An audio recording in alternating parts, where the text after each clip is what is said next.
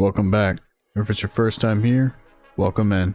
I said I'd be doing a Q&A video this Saturday, so here it is. Also a fair bit of warning before we get started. The map I'm playing on is called GM Flux 2, and it's got a bunch of flashing lights and effects, so if you're sensitive to that stuff, I would recommend just listening to the audio. This first one's not really a question, but starting off with RKN 4713, I just say your documentary style chronicles of Cyrax are some of the best out there. I know it can't be easy sorting through hours of psychotic rambling from the pedo goblin. You deserve to make some money off your efforts. Well, RKN, I appreciate your support, and sorting through hours of goblin ranting can be pretty taxing at times. But it's all good, because I do enjoy finding new stuff that I haven't seen before, and making a little bit of extra money on the side doesn't hurt either. I wouldn't say it's exhausting or anything, just really annoying when he starts to Rax loop a bunch. Moving on to Audio Vectra, they say, would you rather take the last sip from Rax's sludge cup, or sleep one night in his bed? And this was a pretty easy one. I think I'd rather take a sip from Rax's sludge cup, because I think I'm pretty resilient to drinking disgusting things. Since a funny story, one time we were on a field op, and we have these giant containers filled with water called water buffaloes, and one of our corpsmen opened it up to purify it, and he saw a bunch of dead frogs floating around in there. I never got sick from that or anything, so I think I'll be fine. And God only knows what kind of diseases or alien creatures that you would contract from sleeping in Rax's bed. Next up, we got Gaming's Good, who asks mac and cheese or spaghetti.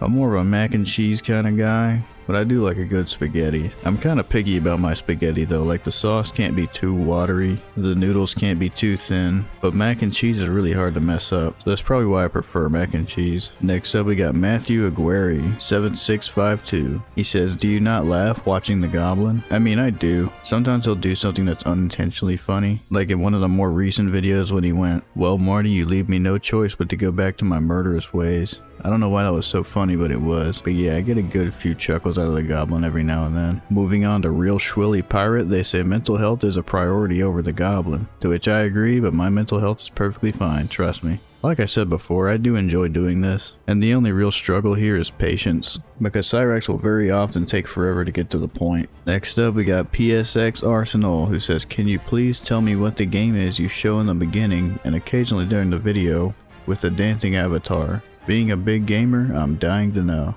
All the dance videos I do at the beginning and the end of the videos are filmed in Gary's mod, and the specific add-on I use to make my characters dance is called Act Mod. Next up we got Lucidity 8060 with 3 different questions. What made you want to pick up the mantle of Cyrax documentarian? Well, I could be wrong, but as far as I know, there's no real chronological documentary on YouTube like there is for Christian, and obviously I'm nowhere near on the same level as Gino Samuel, but I felt like in my free time I could kind of fill in that gap. And the more people who know about Cyrax's evil deeds, the better. Their second question is, how would you best summarize the person Cyrax is to someone new? Well, he is an evil, predatory, and degenerate person who only cares about himself, and if you're his friend, he only cares about what you can do for him. A living, breathing contradiction to everything that humanity has worked so hard to build up. And their third question is, what would you say is the funniest thing Cyrax has done? It's probably either when he was talking about Jason David Frank and his eyebrows were just going absolutely crazy, or the one time that he started throwing around the ocarina that Lava Girl had gotten for him. No, matter of fact, hey Lava, see this? No. Was that the ocarina? Yeah. Chance.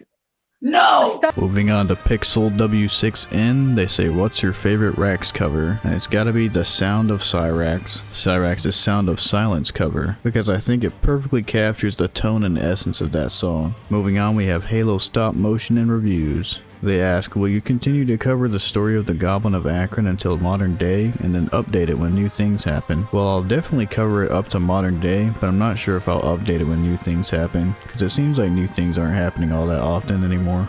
And I'm not quite sure what I'm gonna do after I finish this series either. I've still gotta think on it. Moving on to Nick Erdile or Erdile. What's the one Cyrax moment that made you pause the video, stare at the wall, and question, is this the path I'm gonna tell? It was definitely the one where he shouted out Ian Watkins. My jaw literally dropped. I could not believe he said that, especially since it had already been many years since Ian Watkins was tried and convicted. Next up we got Mr. Masquerade Killer 5950 who asks, what is your favorite Cyrax trolling moment? Mine will always be when Marty beat him down. Well, I cannot find it for the life of me, But there was one stream in which Marty brought somebody on, and the dude started rapping really loud and really fast, while Cyrax was just sitting there trying to scream over him, and eventually Cyrax just started doing a bunch of animal noises, and even then the guy didn't let up, he just kept on rapping.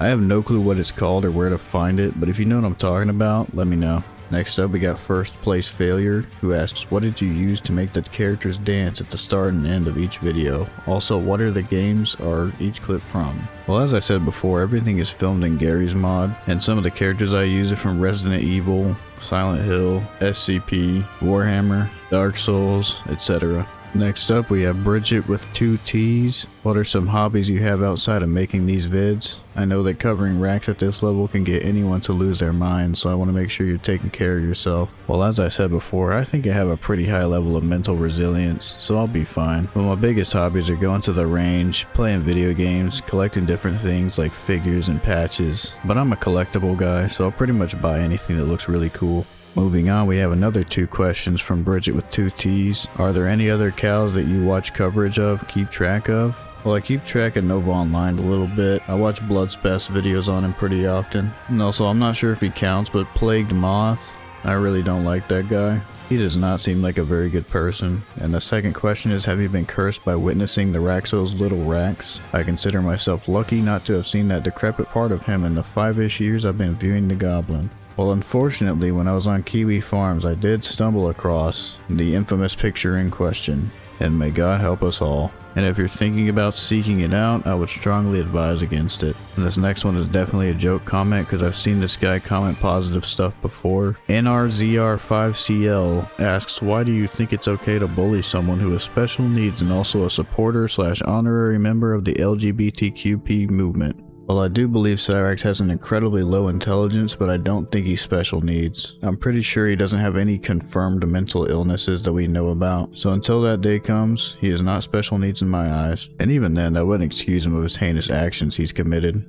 Because he 100% knows right from wrong, he just thinks he's immune to the consequences. Next up we got the T-Main, who asks, can you describe just how much you dislike Cyrax? As I'm in a group of people that personally thinks, bless his soul, that Marty shouldn't have let Cyrax scramble back to his house like the cockroach he is. Your thoughts on him? Well, I cannot describe how much I dislike Cyrax on YouTube, but if you couldn't tell already, I really don't like him. Next up we got Honey Daddy, who asks, should I send this video to my buddies or don't? Well, that's why I give the option, so you guys get to decide whether you send it to your buddies or not. Next up we got Stall Hard, who asks, you really go through each and every video he did to pick out the best bits? And for the most part, yes. But if it's just like one of his song videos that's just music and a screensaver, I tend to skip those. And sometimes if there's already too many concert videos in one video, I'll skip through some of them. Next up we got another question from Stall Hard. They ask, okay, serious question now. Are you using a voice filter? And if not, are you Stephen Wright? The very dry, almost annoyed delivery is spot on. Well, I don't know who Stephen Wright is, but I'll put up a video of the filters I use in the settings. All they do is make me louder if I'm too quiet, or make me quieter if I'm too loud. And then I've also got the NVIDIA noise canceller to cancel out the sound of my fan. Basically all I did was watch a YouTube video called How to Make Any Mic Sound Expensive, and I copied everything he did, and it turned out pretty well. I'll put a link to that video in the description if you want a crispy sounding mic too. Next up we got Keithy MG, who asks, I'm curious, once you get into the more long trolls, if you will break it up or have longer videos. I'll probably still break it up like I've been doing, just to keep these videos consistent, and longer videos are pretty much off the table, at least for now, because I've got quite a few different things that I'm juggling right now. Next we have Bad Marriage Kawago, who asks, are you from the farms? You seem too well informed to be a tourist. And I am not from the farms, I have just consumed an unhealthy amount of Cyrax content. Next we have Miko Rai, who asks, what made you get into Cyrax content and how much do you hate the Goblin Roach? Cheers. Well, I started out watching Swampy D's videos on him, and then from there I moved on to Smokey MCC and Antimatter Morty. I'd been seeing thumbnails with his face pop up for a while, and I didn't really think he'd be that interesting, but once I clicked on one of the videos, I just became stuck in the rabbit hole. And as for how much I hate him, more than words can describe. Next up, we got Rat Juicy 2K. What has been your favorite arc to cover? Been loving the series, keep it up. Well, I thank you for your support. My favorite arc so far is definitely his early years, because it's really interesting to see just how much of a different person he was back then, before all the rage outs and trolling started. I'd say it's like a what could have been type situation, but he was already a horrible person by that point in time. Next up we got Grayson Newton 6284, who asks, how and when did you get into Cyrax? And I think it was about 2 years ago when I was working security at a lake. It was really boring and I had nothing to do except for drive around and look at birds all day.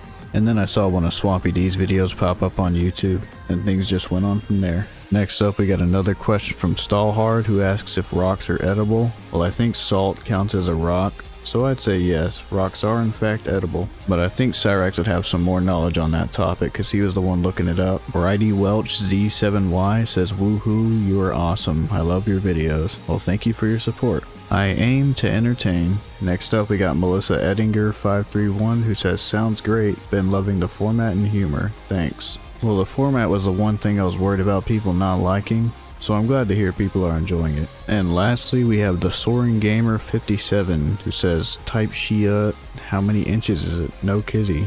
And I don't think I'm going to answer this one, but that's going to wrap it up for this video. I hope you all enjoyed.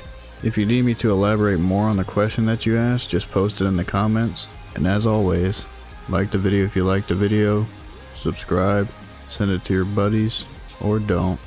Later.